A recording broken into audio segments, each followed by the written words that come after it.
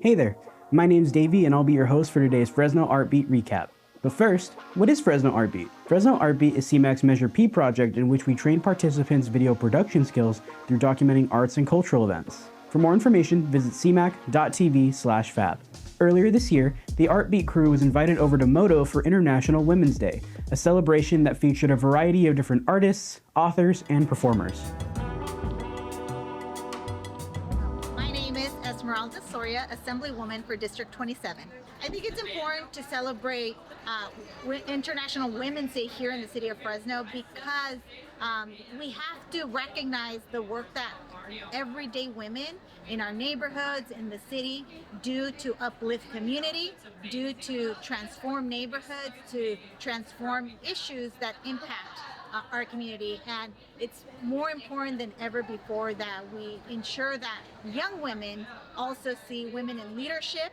And so I am proud to be the Assemblywoman here for District 27 in the state capitol, where we already have close to parity.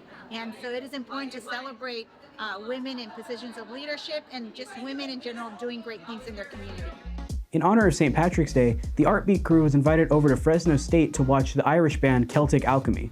The band performed a variety of different songs while also providing a few history lessons along the way. Here's a song called The Irish Pub.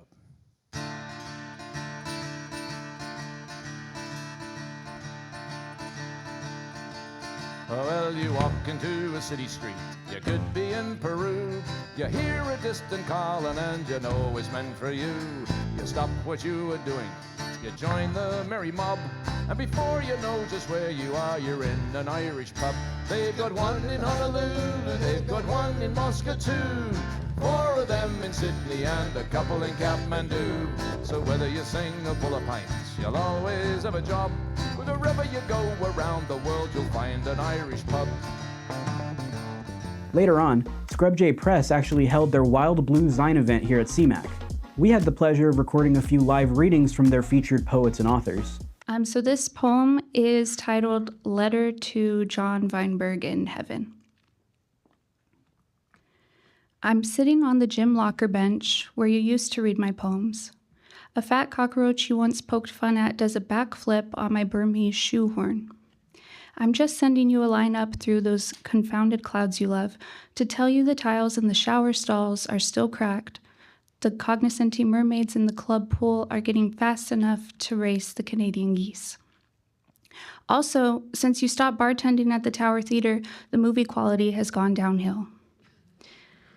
At the grub serving pub on Olive Avenue, they have an imperial stout called Gluteus Maximus, at 12% alcohol, jumping with hops and barley. As for Sábado y Domingo hangovers, there's the West Side Menudo, a dearth of hominy. Now that Omar is gone and there's no one to read me your poems on the phone, I'd better start reading your books. Love, JPA. And finally, the Art Beat crew went back over to Fresno State for their theater production of Antigone, where we were able to talk to the director, Michelle Belliver. When they asked what I wanted to direct, this was the first title that came to mind because I'd been looking at it for a few years. A beautiful poem play. There's not even punctuation in it. There's no stage directions, there's nothing. So as a director, when you see something like that, and you see this language that is so heightened and so poetic and so beautiful, for me, I immediately start to see imagery. Well, that does it for today's Fresno Art Beat recap. To watch the full videos or to get more information on Fresno Art Beat, visit cmac.tv/fab. Thank you, and I'll see you next time.